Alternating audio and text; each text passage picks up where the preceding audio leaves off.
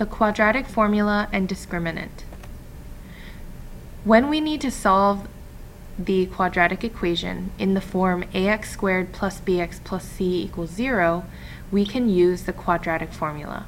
So up to this point, we have learned many different methods for solving quadratic equations. We can factor, we can use the square root method, we can use completing the square, and we can also use the calculator. The quadratic formula is another method that you will always be able to use for every quadratic equation.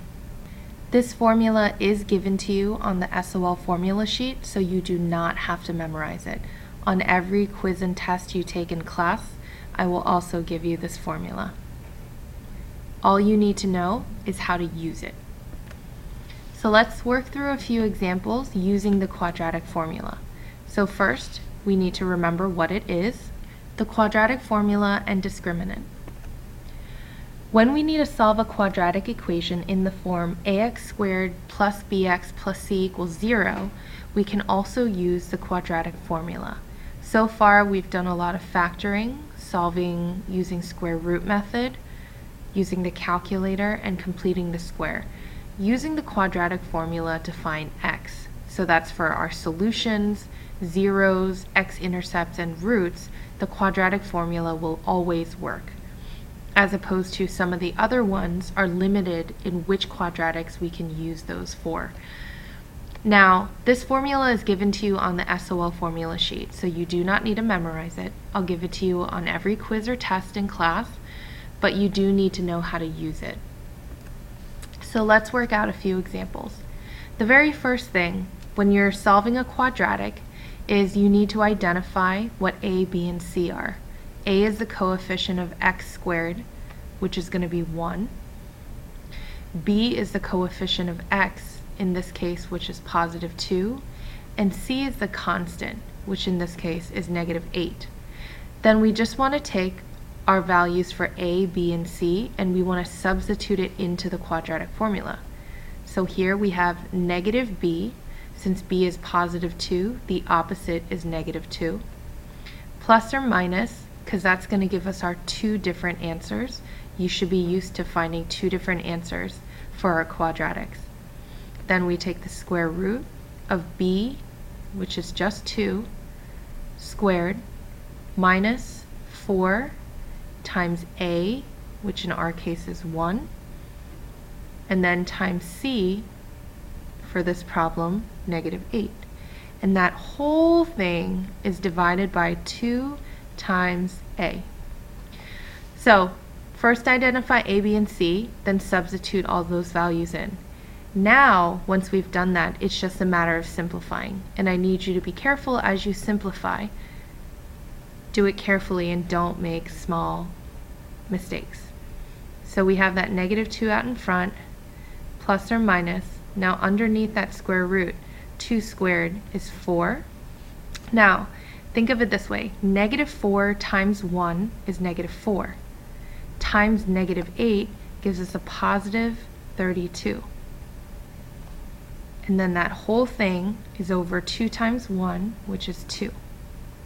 Then our next step of simplifying, negative 2 plus or minus. Now underneath that square root, we have 4 plus 32, which gives us 36, all over 2.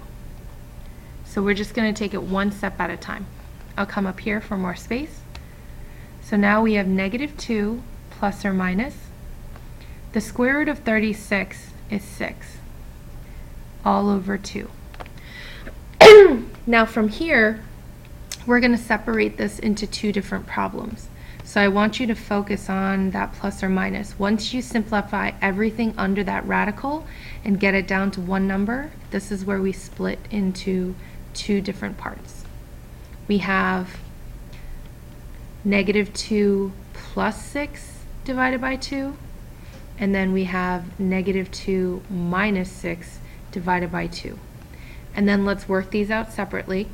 Negative 2 plus 6 gives us positive 4. 4 divided by 2 gives us 2. Here, negative 2 minus 6 is negative 8. Negative 8 divided by 2 gives us negative 4. So your final answer is x equals 2 and negative 4. So the fact that we actually got integers for our answers means that we could have solved this quadratic using factoring. Quadratic formula will always work, but some methods are faster. Now let's try this example. To start off, we need this to be in the form ax squared plus bx plus c equals 0, which it's not. I'm just going to move our formula down a little bit while we fix our equation. So we want to subtract the 4 from both sides. So that cancels, and we're left with 2x squared minus x minus 4 equals 0. Now it's in that form. So remember, we want everything over on one side of the equation together. Then we can go through and label our a, our b, which this is really -1, and then our c. And then we can substitute in our values. So we get, since b is a -1, the opposite of -1 is really +1. But we'll just write it in that notation for now and simplify it in the next step. So b squared minus 4 times a times c all over 2a. And now let's start simplifying. Negative times a negative is +1. -1 squared is +1. -4 times 2 is -8. Times -4 is +32 all over 4. Then we have 1 plus or minus the square root of 33 over 4. Now from here, you always want to double check your radical to see if you can simplify that. And in our case, we cannot. So we're going to leave it as square root of 33, and this is where we're going to separate into the two. We have 1 plus the square root of 33 over 4, and 1 minus the square root of 33 over 4. Now, in this situation, we actually can't simplify the radicals, and because of that, we can't simplify the numerator. And the last thing we might be able to simplify is if this number is divisible by 4, which it's not. So your final answer is x is equal to 1 plus the square root of 33 over 4, and 1 minus the square root of 33 over 4. So sometimes you're not going to get a very pretty answer. So in this case, knowing what your answers are for x, you know that this was impossible to solve by factoring or any other method other than the calculator. But using the quadratic formula will give you the exact answer, as opposed to the calculator, which gives you a decimal answer. Okay. Now I want you to try this one on your own and check back with me when you're finished and see how you did. Follow the exact same steps we've been doing and see if you can find your answers for x. Now, as you were working, some of you might have been a little concerned that you ended up with a 0 under the radical. That's okay. You didn't do it wrong. That's exactly what you're supposed to do. So, just recapping, a should be 1, b should be 6, 9 should be c. And then when you substitute in and you do simplify, you do get 0 under the radical. Now, square root of 0, you have 0. And then I just showed you for this time, but when you split this up, -6 plus 0 and -6 minus 0 is still -6. So even though you split it up, you end up with the exact same answer. So you just have one answer. That's x equals -3, and that's okay. Now here's one last example using quadratic formula. I want you to go ahead and try this one and check back with me when you're finished to check your work. Okay, did you get stuck? So you should get A is positive 1, B is positive 1, and C is positive 9. When you substitute all of them in and you start simplifying, you get stuck when you get to negative 1 plus or minus square root of negative 35 over 2. If that's where you are, don't worry, you didn't get it wrong. We cannot take square roots of negative numbers because it doesn't make sense. When you're taking the square root, you're asking what number multiplied by itself exactly gives you negative 35. But you can't multiply a number by itself and get a negative answer. So your answer here, if you have a negative under the radical, would be no real solutions. And that's something that we're going to talk about later on, what happens when we don't have real solutions. Because there are answers, we just can't quite find them right now. So this is why I mentioned you need to be really careful about simplifying underneath the radical.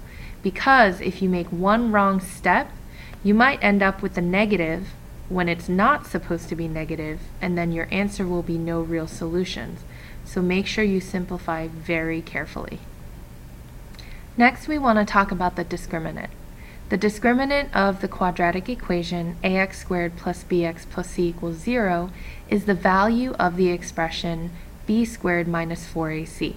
Now this is not something random, it's just that part that's underneath the radical of the quadratic equation. So remember, like I said, you don't need to memorize the quadratic formula, but when you're asked to use the discriminant, all you have to do is remember that it's that part underneath the radical, okay? So how are we going to use this discriminant and what is it for? We kind of talked about this in the different examples that we had using quadratic formula to solve those quadratic equations, but this puts it in a nice little chart for us. So if you look at these graphs first for a second, these are all graphs of quadratics.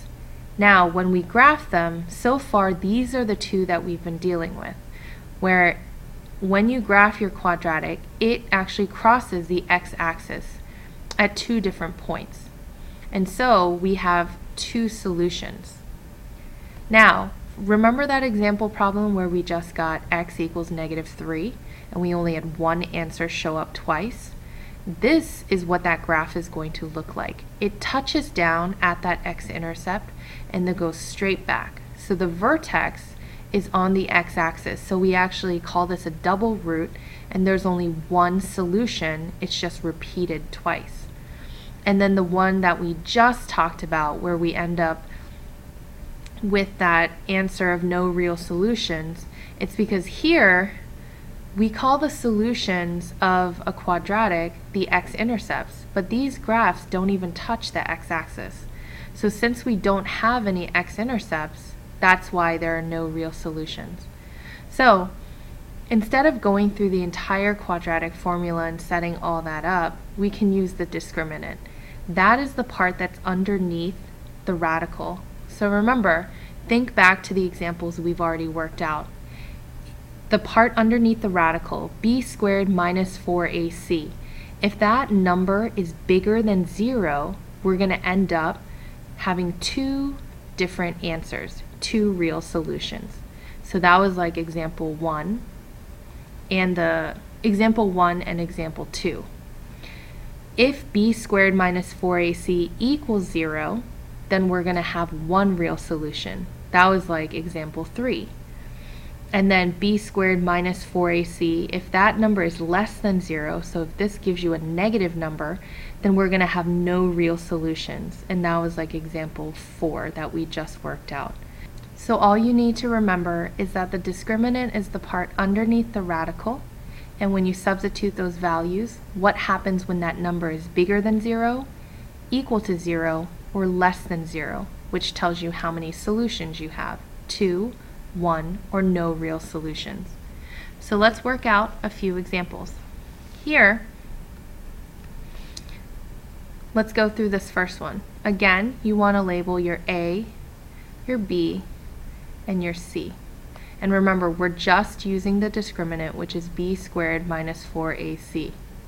So we substitute in 4 squared minus 4 times A times C. 4 squared is 16. Negative 4 times 1 times 5 is a negative 20. 16 minus 20, this gives us negative 4. Since we have a negative number and that is less than 0, we have no real solutions.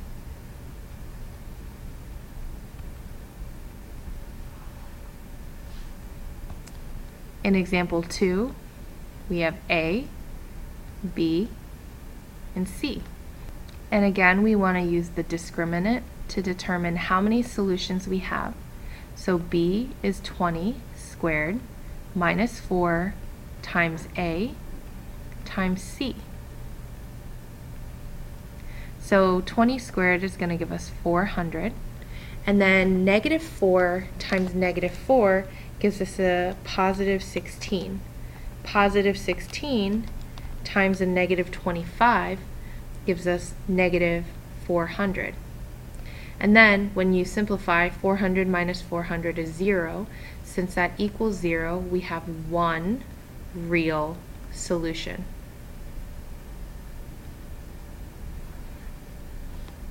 And this last one, again, we'll just walk through it together. A, B, and C. Use the discriminant. B squared minus 4AC. Our B is 7. A is 2. And C is negative 15. 7 squared is 49. And then negative 4 times 2 is negative 8.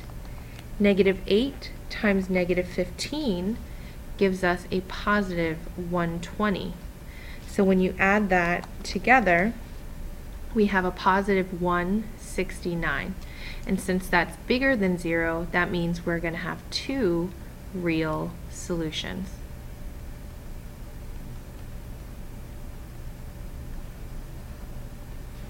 So really the discriminant only tells you how many answers you're going to have. But if you need to actually find the answers, you're going to have to use the full quadratic equation to do that. That's it. Submit any questions on the website if you have any, and I'll see you in class.